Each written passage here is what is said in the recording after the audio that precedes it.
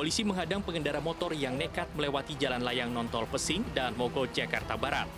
Beberapa pengendara motor berbalik arah menghindari cegatan polisi.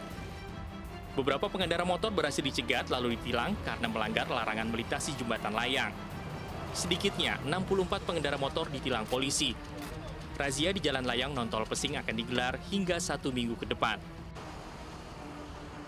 Rambu lalu lintas yang melarang pengendara motor melewati jalan layang Pesing sebenarnya sudah terpasang beberapa meter sebelum jalan layang, namun masih banyak pengendara yang melanggar. Biasanya saya lewat bawah ini. Terus kenapa nih naik lewat atasnya? Enggak, saya salah udah. Oh emang tahu ya kalau di sini mah nggak boleh naik motor ya? Nggak boleh, cuman tadi pagi saya nggak lewat sini, terus baru siang ini lewat sini. Terus kalau ditilang gimana mas perasaannya mas? Ya kaget. Berantar atau gimana? Enggak lah, saya salah. Saya nggak Terima kasih ya. Mas namanya siapa? Himbauan kami tentunya pada pengguna roda 2 khususnya, rambu-rambu sudah sangat jelas bahwa kendaraan roda 2 dilarang melintas flyover Pesing. Ya, kami kan sarankan, mari kita patuhi peraturan lalu lintas, baik rambu-rambu, marka jalan yang ada di jalan, baik ada petugas maupun tidak ada petugas, karena keselamatan adalah untuk kita semua. Razia ini digelar setelah terjadi kecelakaan beruntun di jalan layang non-tol Pesing beberapa waktu lalu. Seorang pengendara motor jatuh dari atas jalan layang setelah ditabrak mobil. Korban kecelakaan masih dirawat, sementara pengendara mobil yang menabrak pengendara motor hingga jatuh telah dijadikan tersangka. Dari Jakarta, Miftahul Gani, iNews melaporkan. Kita ke informasi selanjutnya pemirsa, sejumlah besi bolar trotoar yang berfungsi untuk membatas antara pejalan kaki dengan pengendara bermotor hilang. Warga memergoki sejumlah pria saat tengah beraksi.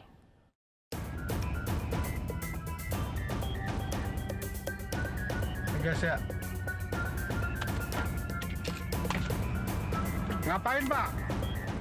Ngapain? Aksi pencurian besi bolart yang berada di pinggir jalan Diponegoro, Menteng, Jakarta Pusat dipergoki salah seorang warga yang tengah mengendarai mobil. 3541 PFF. Nih malingan nih Pak. Malingan nih Pak. Dalam rekaman sejumlah pria diduga hendak memotong besi bolart yang berada di atas trotoar jalan. Mengetahui aksinya dipergoki, pelaku langsung kabur meninggalkan lokasi. Pihak kecamatan membenarkan adanya pencurian besi bolart dan menjadi incaran para pelaku kejahatan. Yang kelihatannya justru di siang hari ketika lalu lintas padat. Memang pada saat-saat itu memang kita juga kadang-kadang tidak bisa monitor seluruhnya ya. Kadang-kadang dari Satpol juga muter, kita juga dari pihak kelurahan kecamatan juga muter, ada PPSU gitu loh. Nah mereka melihat ada beberapa titik yang memang kelihatannya sepi. Jadi mereka manfaatkan untuk mengambil bolat-bolat yang ada di wilayah itu. Pihak kecamatan kini tengah mendata jumlah besi bolart trotoar yang hilang. Pihaknya juga telah memerintahkan seluruh jajarannya untuk mengawasi seluruh sarana dan prasarana yang ada di wilayah Menteng. Di Jakarta, Sofyan Firdaus, iNews melaporkan. Mengaku memiliki kekuatan gaib bisa menggandakan uang, seorang pria di Kota Malang ditangkap Polresta Malang Kota. Pelaku memperdaya korban berbekal uang mainan pecahan Rp100.000.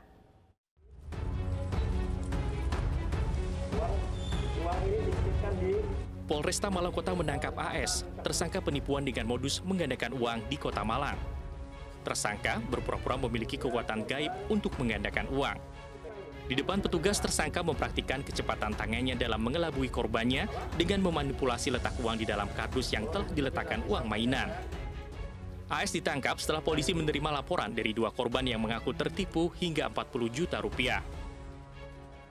Pelaku mempraktekkan apa yang menjadi caranya dia dengan bacaan-bacaan yang dia sempat lakukan sehingga korban merasa yakin, dan setelah korban memasukkan uang, kemudian dalam kardus ini akhirnya ada jumlah uang yang keluar melebihi dari jumlah yang dimasukkan daripada korban.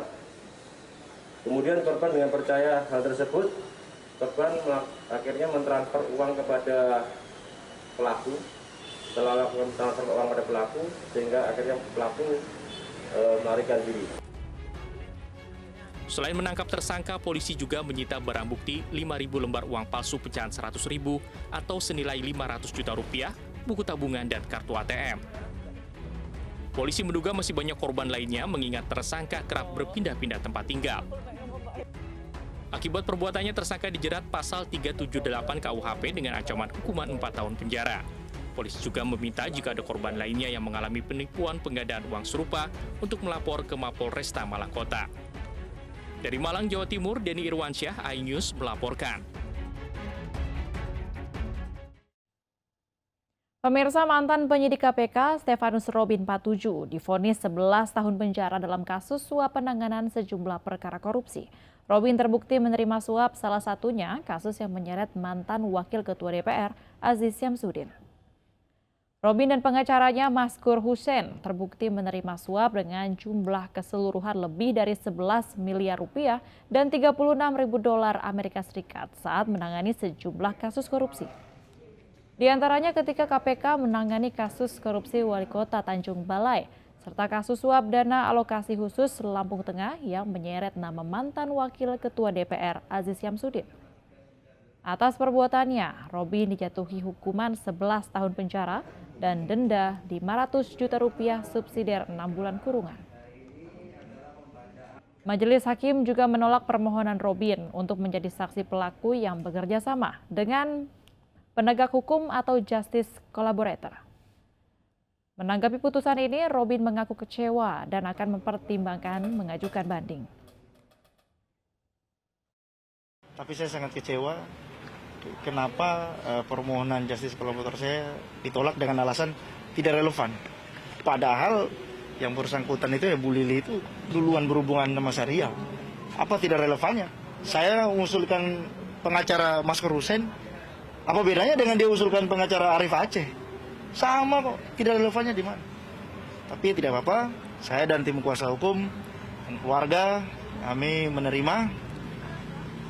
Kemudian kami tadi seperti rekan-rekan semua tahu, kami minta waktu untuk pikir-pikir atas hasil putusan ini, apakah kami nanti akan mengajukan. Salah satu orang yang diduga menyuap Robin 47 adalah mantan Wakil Ketua DPR RI Aziz Syamsuddin. Aziz Syamsuddin diduga menyuap ex penyidik KPK lebih dari 3 miliar rupiah.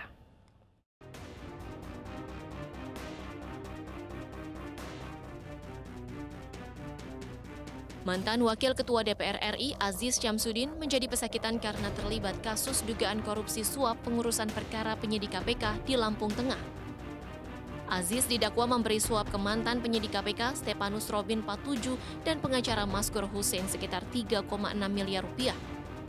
Aziz diduga menyuap untuk membantu dirinya dan Aliza Gunado lepas dari penyelidikan dugaan suap pengurusan dana alokasi khusus Lampung Tengah tahun 2017. Atas perbuatannya, Aziz terancam 5 tahun penjara.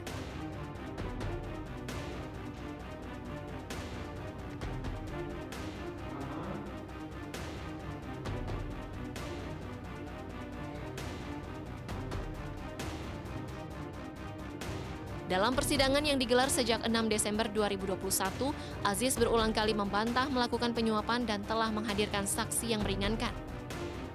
Pria berusia 51 tahun ini menjadi wakil rakyat di Senayan sejak tahun 2004, mewakili daerah pemilihan Lampung II. Puncak karirnya sebelum masuk tahanan KPK adalah Wakil Ketua DPR RI periode 2019 hingga 2024. Politikus Partai Golkar lantas mundur dari jabatannya pada 25 September 2021 setelah ditetapkan menjadi tersangka oleh KPK. Pemirsa, 2 oknum polisi terdakwa kasus kekerasan kepada jurnalis divonis 10 bulan penjara. Kedua terdakwa dinilai terbukti bersalah melakukan penganiayaan.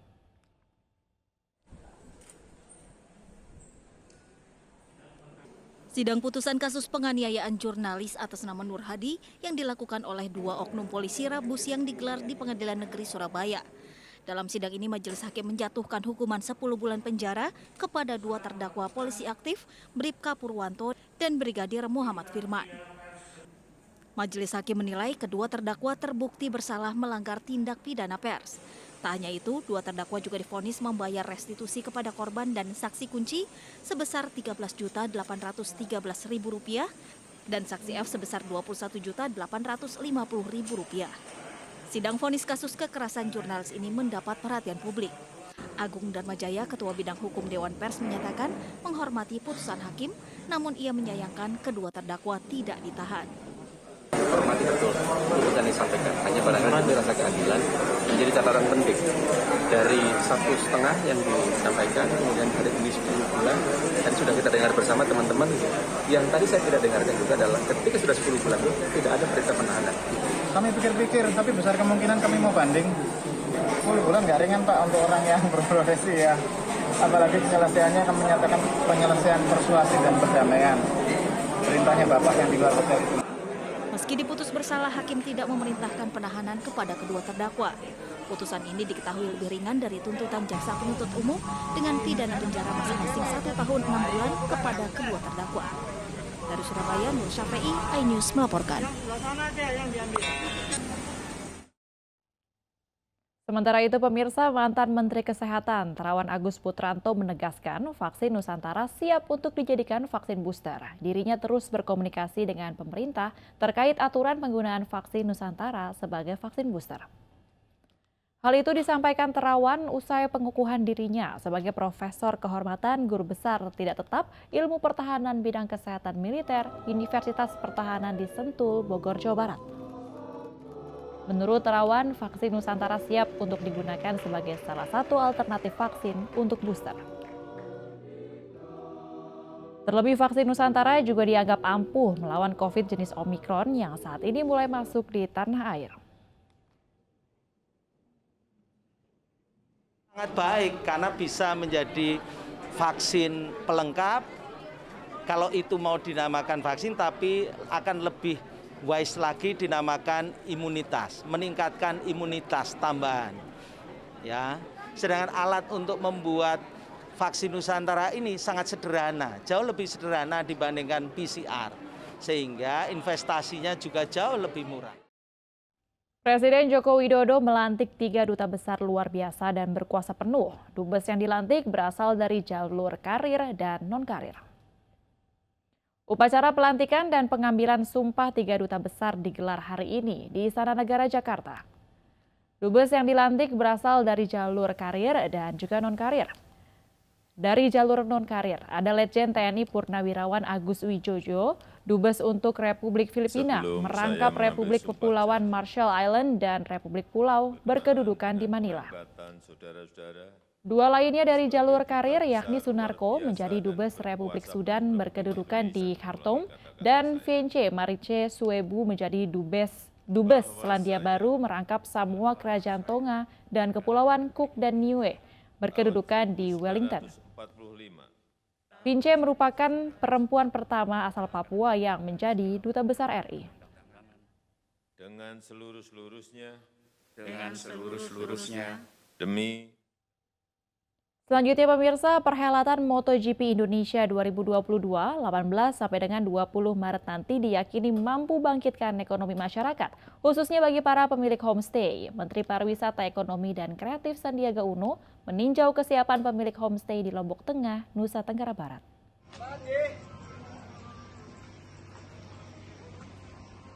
Menteri Pariwisata dan Ekonomi Kreatif Sandiaga Uno meninjau kesiapan gelaran MotoGP Indonesia di Sirkuit Internasional Mandalika. Salah satu yang ditinjau Sandi adalah homestay di Lombok Tengah, Nusa Tenggara Barat, milik Salamiah yang menyediakan kurang lebih 10 kamar dengan rata-rata tarif Rp150 hingga Rp400.000 per malam. Diprediksi ajang MotoGP akan mendatangkan 100.000 lebih pengunjung. Sandiaga yakin ajang MotoGP bangkitkan perekonomian masyarakat kawasan Mandalika.